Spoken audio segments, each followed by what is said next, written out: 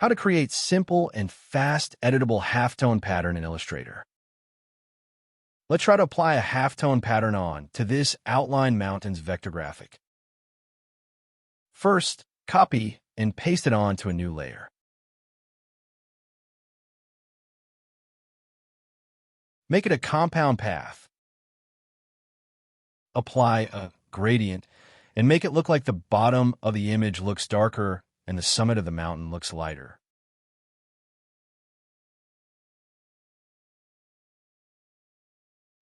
Select the white color and reduce the opacity down to 0%. Now, let's apply the color halftone from the Pixelate option.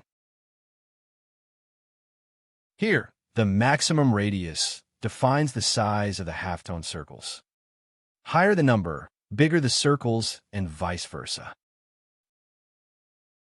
Channels are used for the placement of the halftone circles.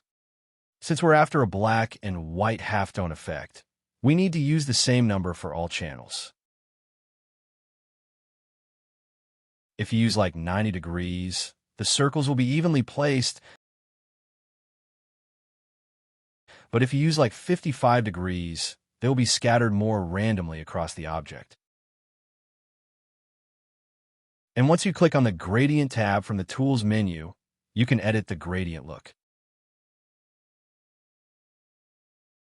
You can make it more denser or rotate the gradient to get the most out of it.